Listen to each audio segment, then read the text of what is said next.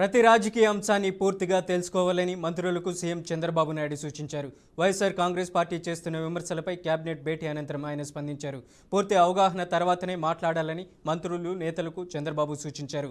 YS Vivekananda Reddy హత్య, కోడికత్తి ఘటన, పరకామణి చోరీపై ప్రజలకు నిజాలు చెప్పాలన్నారు. 1985 నుంచి ప్రతి సబ్జెక్టుపై తాను ఎలా ప్రిపేర్ అయి మాట్లాడాననే విషయాలు వారికి చంద్రబాబు సూచించారు. వైఎస్ఆర్ కాంగ్రెస్ పార్టీ చేసే అసత్య ప్రచారాలు ప్రజల్లోకి వెళ్తానన్నాయన్న సమాచారంతో మంత్రులకు సీఎం చంద్రబాబు దిశానిర్దేశం చేశారు.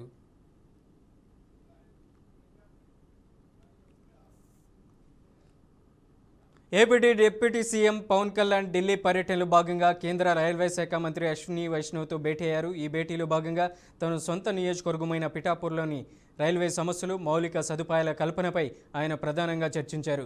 పిఠాపురం మున్సిపాలిటీ పరిధిలోని సామర్లకోట, ఉప్పాడ ప్రధాన రహదారిపై ఉన్న లెవెల్ క్రాసింగ్ కారణంగా ప్రజలు ఎదుర్కొంటున్న ట్రాఫిక్ ఇబ్బందులను వివరించారు.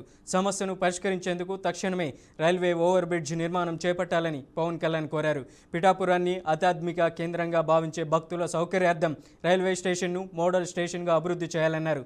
దీనితో పాటు పిఠాపురం మీదుగా వెళ్లే 4 ముఖ్యమైన ఎక్స్ప్రెస్ రైళ్లకు స్థానిక స్టేషన్లో స్టాప్ కల్పించాలని పవన్ కోరారు.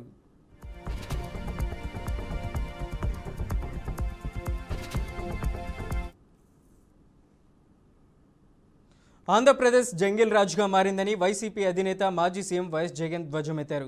భీమవరంలో పార్టీ నేతలతో కలిసి సమావేశంలో పాల్గొన్నారు. ఈ సందర్భంగా కూటమి ప్రభుత్వం మద్యం పాలసీలో పెద్ద ఎత్తున అవినీతి జరుగుతుందని అన్నారు. మద్యం షాపులని చంద్రబాబు మనుషులువేనని తెలిపారు. ఇక సంక్రాంతి సమయంలో కోడి పందాలకు వేలం నిర్వహించారని ఆరోపించారు. చివరికి తన నియోజకవర్గం పులివెందుల్లోనూ కోడి పందాలకు వేలం పెట్టారని గుర్తు చేశారు. ప్రభుత్వమే అన్ని దగ్గరుండి చేస్తే శాంతి భద్రతలు ఏమవుతాయని జగన్ ప్రశ్నించారు. బరి తెగింపులకు అడ్డు అదుపు లేకుండా పోయిందని వ్యాఖ్యానించారు. ఏపీ జంగిల్ రాజుగా మారిందని, కూటమి ఎమ్మెల్యేలు దిగజారని వైఎస్ జగన్ అన్నారు. కూడా ఈ స్థాయిలో ఒక మనిషి అబద్ధాలు ఆడగలుగుతాడా, ఈ స్థాయిలో ఒక మనిషి మోసం చేయగలుగుతాడా అని ఎప్పుడు కూడా బహుశా ఊహకు కూడా అందవు. ఎందుకంటే మామూలుగా ఇట్లాంటి అబద్ధాలు, ఇట్లాంటి మోసాలు ఎవరైనా చేస్తే 420 అని చెప్పి కేసు పెట్టి జైల్లో పెడతారు. కానీ ఒక్క చంద్రబాబు నాయుడు గారు ఆయన కూటమిలో మాత్రమే అలా కేసులు పెట్టించుకోకుండా బయట ఉండగలుగుతారు. మన కళ్ళ ఎదుటే కనిపిస్తూ ఉన్న వాస్తవమైన స్వరూపం ఈరోజు రాష్ట్రంలో ఇది. ప్రతి చోట విపరీతమైన కరప్షన్, విచ్చలవిడి కరప్షన్ జరుగుతూ ఉంది.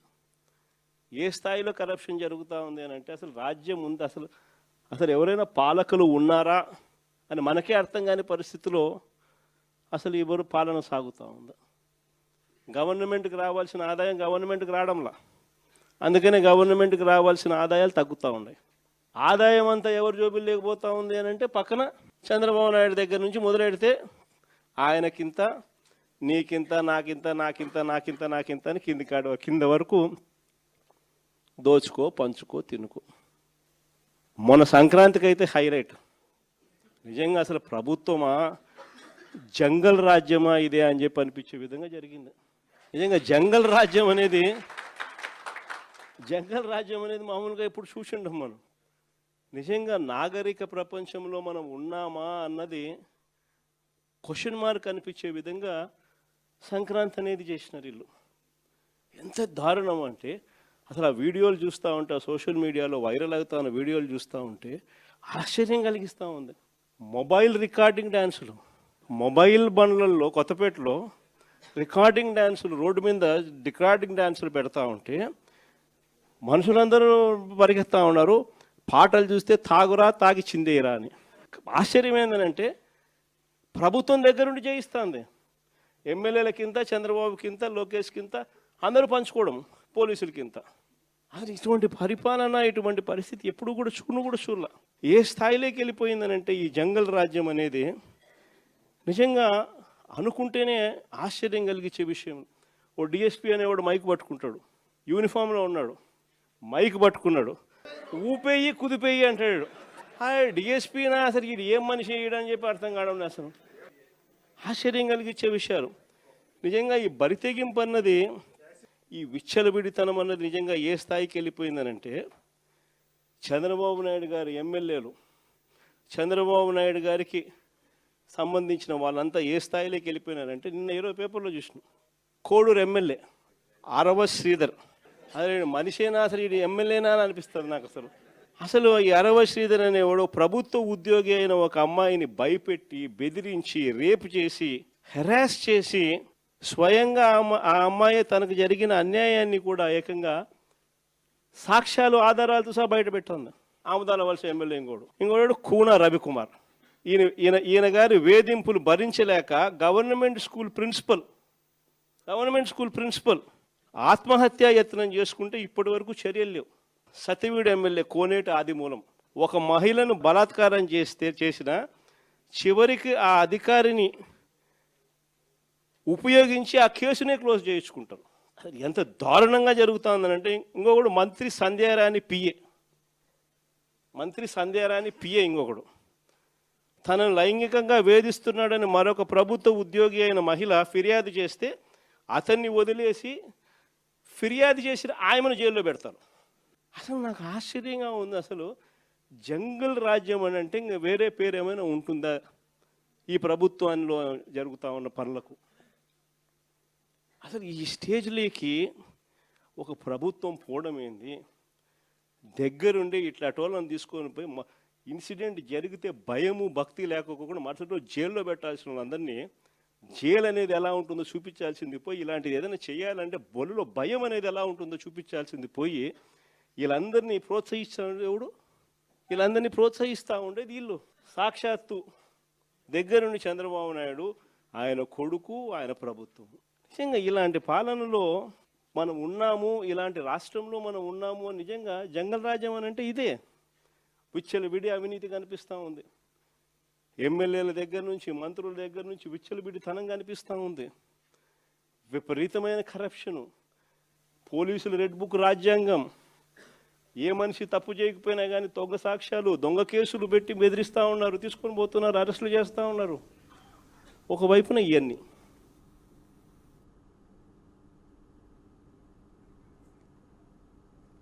కూటమి సర్కార్ కీలక నిర్ణయం తీసుకుంది. ఈ మేరకు ఫిబ్రవరి 11 నుంచి ఏపీ అసెంబ్లీ సమావేశాలు నిర్వహించాలని డిసైడ్ చేసింది. ఫిబ్రవరి 11న ఉదయం 10 గంటలకు గవర్నర్ అబ్దుల్ నజీర్ సభను ఉద్దేశించి ప్రసంగించనున్నారు.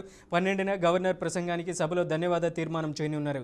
ఇక ఫిబ్రవరి 14న ఆర్థిక శాఖ మంత్రి పయ్యావుల కేశవ్ 2026-27 సంవత్సరానికి గాను వార్షిక బడ్జెట్ను ప్రవేశపెట్టనున్నారు. అదే రోజున వ్యవసాయ శాఖ బడ్జెట్ను మంత్రి అచ్చెన్నాయుడు, ఇరిగేషన్ శాఖకు సంబంధించి మంత్రి నిమ్మల రామానాయుడు సభలో బడ్జెట్ను ప్రవేశపెట్టనున్నారు.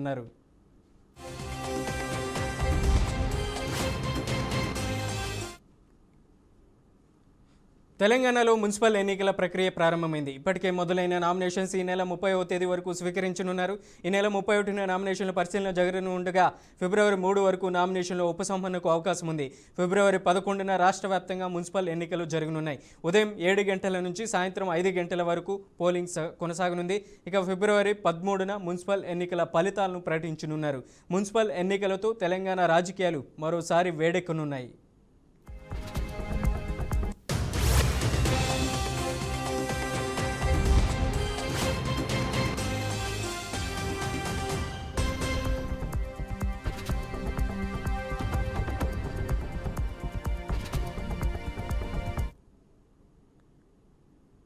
ఇక ఈ క్రమంలోనే మెజార్టీ స్థానాలకు కైవసం చేసుకునేందుకు అధికార కాంగ్రెస్ పావులు కదుపుతుంది. ప్రతిపక్షాలకు గెలుపు అవకాశం ఇవ్వకుండా సీఎం రేవంత్ రెడ్డితో క్యాంపెయినింగ్కు ఆ పార్టీ తాజాగా షెడ్యూల్ను విడుదల చేసింది. ఈ మేరకు ఫిబ్రవరి 3న మిర్యాలగూడ సభతో రేవంత్ ప్రచారం ప్రారంభం కానుంది. అదేవిధంగా 4న జగిత్యాల, 5న చేవెళ్ల, 6న భూపాల్పల్లి, 7న మెదక్, 8న నిజామాబాద్లో సీఎం రేవంత్ ప్రచార సభలు జరగనున్నాయి.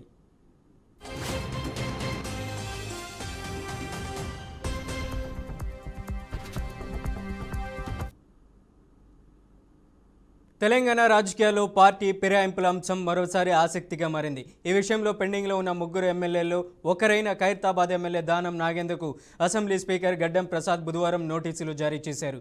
ఈ నెల 30వ తేదీన తన ఎదుట విచారణకు హాజరు కావాలని నోటీసులు ఆయన పేర్కొన్నారు. ఈ నోటీసులు ఇచ్చిన గంటల వ్యవధిలోనే దానం నాగేందర్ ట్విస్ట్ ఇచ్చారు. తాను బీఆర్ఎస్ పార్టీకి రాజీనామా చేయలేదని దానం నాగేందర్ స్పీకర్కు తెలిపారు. బీఆర్ఎస్ అనర్హత పిటిషన్పై తాజాగా అఫిడవిట్ సమర్పించిన ఆయన పార్టీ ఫిరాయింపులకు పాల్పడ్డారన్న పిటిషన్ను కొట్టివేయాలని స్పీకర్కు దానం విజ్ఞప్తి చేశారు.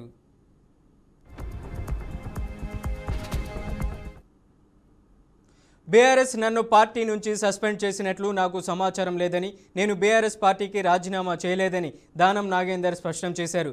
తాను 2024 మార్చిలో కాంగ్రెస్ సమావేశానికి వెళ్లాను. అది వ్యక్తిగత హోదాలో మాత్రమే కాంగ్రెస్ పార్టీ భేటీకి హాజరయ్యానని దానం పేర్కొన్నారు. మీడియా కథనాల ఆధారంగా పార్టీ మారినట్లు బీఆర్ఎస్ భావిస్తుందని అన్నారు. బీఆర్ఎస్ అనర్హత పిటిషన్లోని అంశాలపై మాత్రమే వివరణ ఇస్తున్నానని, గతంలో కోర్టు తీర్పులను అనుసరించి బీఆర్ఎస్ అనర్హత పిటిషన్ చెల్లుబాటు కాదన్నారు. అనర్హత పిటిషన్ తర్వాతి పరిణామాలను అనుబంధ సమాచారంగా అంగీకరించవద్దని, పార్టీ ఫిరాయింపులకు పాల్పడ్డారన్న పిటిషన్ను కొట్టివేయాలని స్పీకర్ను కోరారు.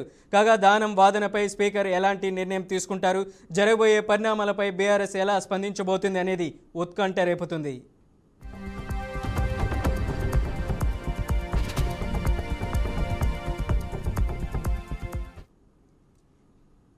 ఫోన్ ట్యాపింగ్ కేసులో సిట్ విచారణ వేగం పెంచింది. ఇప్పటికే పలువురు కీలక నేతలను ప్రశ్నించిన సిట్ నెక్స్ట్ టార్గెట్ ఎవరు అన్న చర్చ రాజకీయ వర్గాల్లో హాట్ టాపిక్గా మారింది. విశ్వసనీయ సమాచారం ప్రకారం ఎమ్మెల్సీ కవిత దంపతులకు నోటీసులు ఇచ్చేందుకు సిట్ సిద్ధమవుతున్నట్లు తెలుస్తుంది. గతంలోనే తన ఫోన్ ట్యాప్ అయిందంటూ కవిత చేసిన వ్యాఖ్యలు ఇప్పుడు మరోసారి చర్చకు వచ్చాయి. ఇదిలా ఉంటే కేటీఆర్, హరీష్ రావులకి మరోసారి విచారణ నోటీసులు ఇచ్చే అవకాశం ఉందన్న ప్రచారం కూడా జోరుగా కొనసాగుతుంది. ఇప్పటికే అగ్రనేతల విచారణ పూర్తయిన నేపథ్యంలో సిట్ చూపు ఇక కేసీఆర్ వైపేనన్న ఊహాగానాలు రాజకీయంగా ఉత్కంఠ పెంచుతున్నాయి.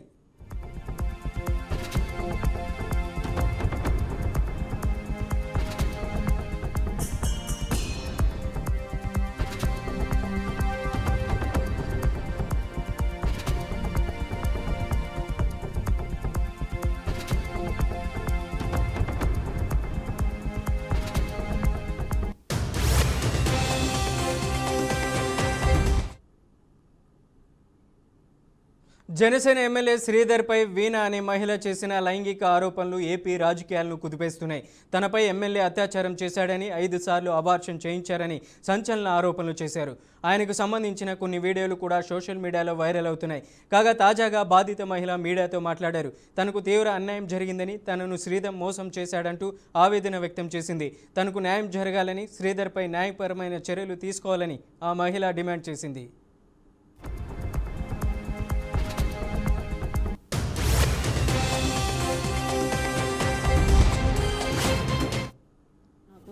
నా బాబు నేను మాత్రమే ఉంటాం. ఆయనకు అది బాగా ఆసరా అయింది. నా గురించి ఫుల్ డీటెయిల్స్ కనుక్కొని ఆయన ప్రొసీడ్ అవ్వడం జరిగింది. చాలా డామినేషన్ చేసేవాళ్ళు, చాలా డామినేటెడ్గా ఉండేవాళ్ళు అనమాట. ప్రతి విషయంలోనూ చిరాకు పడ్డం. ఇలా ఎందుకండి ఈ టైప్ ఆఫ్ రిలేషన్షిప్, ఈ టైప్ ఆఫ్ ఫోర్స్డ్ రిలేషన్షిప్లో నేను ఎందుకు ఉండాలి అని చెప్పేసి నేను అడిగినప్పుడు, నాకు నువ్వు ఇలాగే కావాలి, నాకు నువ్వు ఇలాగే ఉండాలి అని చెప్పేసి బెదిరింపులు, గట్టిగా మాట్లాడాలు, పొగరు చూపించడాలు, ఏమన్నా అంటే ఆఫీస్లో ఒక ఎంక్వైరీ వేస్తాను అనేసి అంటారనమాట. నువ్వేదో తీసుకున్నావు, నువ్వేదో బ్రైబ్ చేసావు అని చెప్పేసి వేస్తాను ఎంక్వైరీస్ అనేసి నాకు ఆ రకంగాను, ప్లస్ నాకు ఫ్యామిలీ లేదు కాబట్టి ఈ రకంగానూ నన్ను భయపెట్టడం జరిగింది. So for the first time నేను ఆగస్ట్ ఎండింగ్లో నా ప్రెగ్నెన్సీ పాజిటివ్ అయింది. ఈ విషయం నేను అతనికి చెప్పాను అనమాట. నాకు ఇలా ప్రెగ్నెన్సీ పాజిటివ్ వచ్చింది, ఏం చేయమంటారు అనేసి అన్నాను. నువ్వు తీయించేసుకో, ఇమీడియట్గా తీయించేసుకో, నేను మాట్లాడతాను, నాకు తెలిసిన డాక్టర్ ఉన్నారు తిరుపతి కాలేజ్లో, నాకు తెలిసిన గైనిక్ ఉంది, ఆమెను అడుగుతాను, ఆమె నాకు టాబ్లెట్స్ పంపిస్తుంది, నేను నీకు ఇస్తాను, సో దట్ నువ్వు తీయించేసుకో అనేసి అన్నారనమాట. లేదండి నేను తీయించుకోను, నేను ఉంచుకుంటాను అనేసి చెప్పాను. అంటే ఎందుకు ఉంచుకుంటావో, అవసరం లేదు, నువ్వు తీయించేసుకో అని చెప్పేసి అన్నారు. హస్బెండ్ వచ్చేసి సాఫ్ట్వేర్, ఆయన దూరంగా ఉంటాడు నాకు. నా బాబు నేను మాత్రమే ఉంటాం. ఆయనకు కాగా ఈ వ్యవహారంపై స్పందించిన ఎమ్మెల్యే శ్రీధర్ ఇదంతా తప్పుడు ప్రచారమని, బాధిత మహిళ తనను మోసం చేసిందంటున్నారు. తనను 6 నెలలుగా బ్లాక్మెయిల్ చేస్తుందని జనసేన ఎమ్మెల్యే అరవ శ్రీధర్ తెలిపాడు. ఏదైతే నా మీద తప్పుడు ప్రచారం, అదేవిధంగా తప్పుడు ఫేక్ డీప్ వీడియోలు ప్రచారం చేస్తున్నారో దానికి నేను సూటిగా వాళ్ళని క్వశ్చన్ అడుగుతున్నాను. నేను 2021 నుంచి సర్పంచ్గా 3 years కంటిన్యూగా సర్పంచ్గా పనిచేశాను. సర్పంచ్గా పనిచేసేటప్పుడు నా విలేజ్లో కావచ్చు, లేకపోతే పక్క పంచాయతీలు కావచ్చు, మండలంలో కావచ్చు, ఏ రోజైనా శ్రీధర్ ఇలాంటి తప్పులు చేస్తాడు, శ్రీధర్ పలానా తప్పులు చేస్తాడు, తప్పుడు వ్యక్తి అని నిరూపించండి.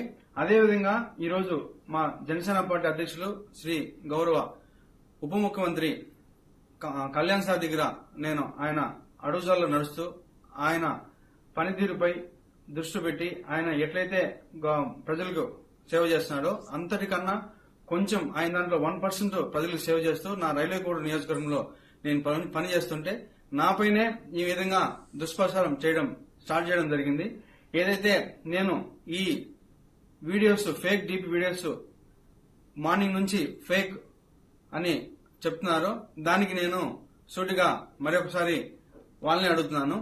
ఈ 1.5 year నుంచి నేను చేసా అంటున్నారు కదా, నేను లాస్ట్ 6 months నుంచి నన్ను ఇట్లే హరాస్మెంట్ చేస్తా ఉంటే మా అమ్మ వెళ్ళి పోయి పోలీస్ కంప్లైంట్ కూడా ఇచ్చింది.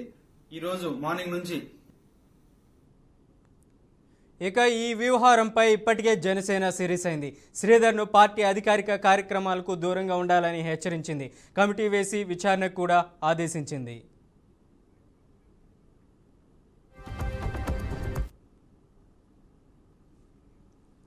రెండు తెలుగు రాష్ట్రాల్లో సంచలనం సృష్టించిన గ్యాంగ్స్టార్ నయీం అక్రమాస్తుల కేసులో ఎన్ఫోర్స్మెంట్ డైరెక్టరేట్ విచారణను వేగవంతం చేసింది.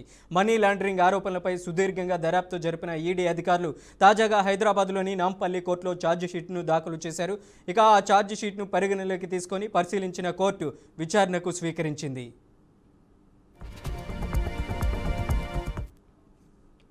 కాగా నయీం తన గ్యాంగ్తో సంపాదించిన సుమారు 11.30 కోట్ల విలువైన 35 ఆస్తులను ఈడీ ఇప్పటికే గుర్తించింది.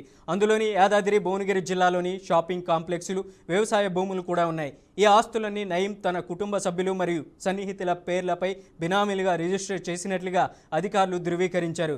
ఇక ఈ కేసులో నయీం భార్య హసీనా బేగంతో పాటు పలువురు కుటుంబ సభ్యుల పేర్లను ఈడీ తన ఛార్జిషీట్లో స్పష్టం చేసింది. పలుమార్లు నోటీసులు జారీ చేసినా వారు విచారణకు హాజరు కాకపోవడం, ఆదాయపు పన్ను రిటర్న్స్ దాఖలు చేయకపోవడంతో ఈడీ కఠిన చర్యలకు సిద్ధమైంది. అవసరమైతే నిందితులపై నాన్ బెయిలబుల్ వారెంట్లు జారీ చేయాలని కూడా కోర్టుకు విన్నవించినట్లుగా తెలుస్తుంది.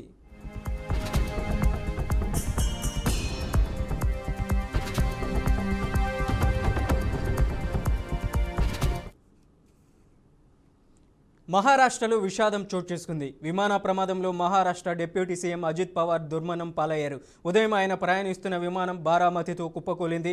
ఈ దుర్ఘటనలో పవార్తో పాటు మరో 4 ప్రాణాలు కోల్పోయారు. జిల్లా పరిషత్ ఎన్నికల ప్రచారం నిమిత్తం ముంబై నుంచి బారామతి వెళ్తుండగా ఉదయం 8:45 ప్రాంతంలో ఈ ఘటన చోటు చేసుకుంది. అజిత్ పవార్ విమాన ప్రమాదానికి సంబంధించి కీలక విషయాలు వెలుగులోకి వస్తున్నాయి. విమానం బయలుదేరినప్పటి నుంచి 2 సార్లు సిగ్నల్స్ కట్ అయినట్లు తెలిసింది. అయితే మొదటిసారి సిగ్నల్ కట్ అయినప్పుడు కొద్దిసేపటి తర్వాత మళ్ళీ కనెక్ట్ అయ్యిందని, ఆ తర్వాత కట్ అయినప్పుడు మాత్రం కనెక్ట్ కాలేదని వెల్లడైంది.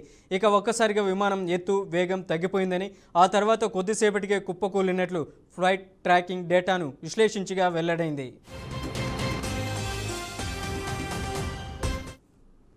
ఇక అజిత్ పవార్ అంతిమ సంస్కరణలను స్వస్థలమైన బారామతిలో గురువారం ఉదయం 11 గంటలకు అధికారిక లాంఛనాలతో నిర్వహించనున్నారు. అప్పటి వరకు పార్థివ దేహాన్ని సందర్శకుల దర్శనార్థం విద్యా ప్రతిష్ఠన్ మైదానంలో పెట్టనున్నారు. కాగా అజిత్ పవార్ అంతిమ సంస్కారాలకు భారత ప్రధాని నరేంద్ర మోదీతో పాటు కేంద్ర హోంమంత్రి అమిత్ షా స్వయంగా హాజరై నివాళులు అర్పించనున్నారు. ప్రస్తుతం అందుకు సంబంధించి ఏర్పాట్లను ఇప్పటికే Maharashtra CM Devendra Fadnavis, deputy CM Eknath Shinde Baramati చేరుకొని పర్యవేక్షిస్తున్నారు. మరోవైపు డిప్యూటీ సీఎం అజిత్ పవార్ మృతికి గౌరవార్థం మహారాష్ట్ర ప్రభుత్వం 3 రోజుల పాటు సంతాప దినాలను ప్రకటించింది. రేపు రాష్ట్ర వ్యాప్తంగా ప్రభుత్వ కార్యాలయాలు, విద్యా సంస్థలకు సెలవు ప్రకటించే అవకాశం ఉంది.